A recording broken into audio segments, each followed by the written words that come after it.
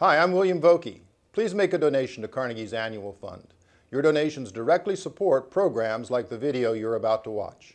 These are difficult times. Help keep alive these voices for ethics. Thanks.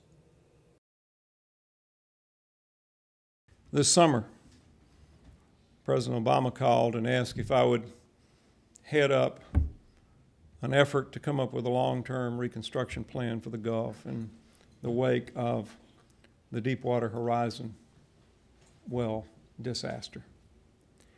I'm a child of the coast.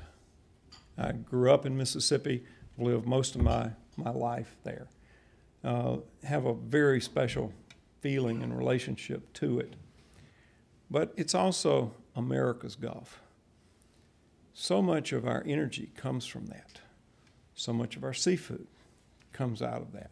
And so much of our tourism depends on that.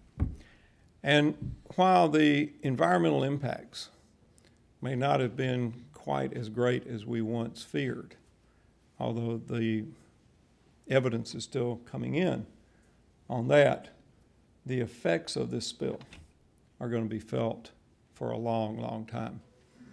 This is a region that had Katrina and Rita. It had Ike. It was reeling from natural disasters, but was beginning to come back when the well blew out.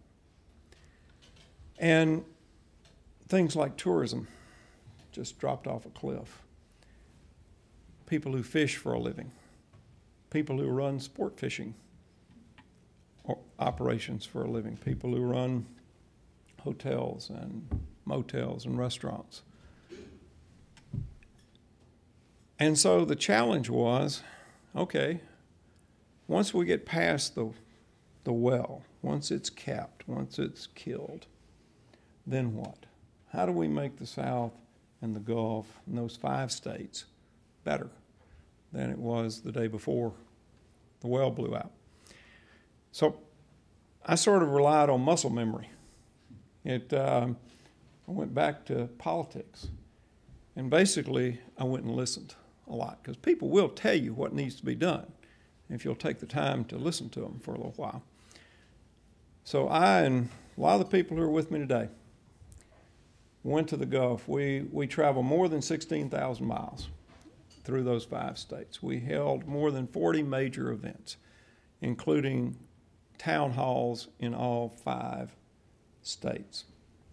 We had tens of thousands of people that came. And basically, they told you what needed to happen. Now, 3 things needed to be addressed. It was pretty clear. One was the environmental issue. Second was the economic harm. And third were health issues, perhaps long-term health issues, and mental health issues that had arisen from there. That was the easy part. You knew what you had to deal with. And there are all sorts of laws and agencies that come in on this. There are more than 24 federal agencies that have some sort of stake in this. And every one of them, and this will surprise you again, every one of them had an opinion, usually strongly held, as to exactly what needed to be done.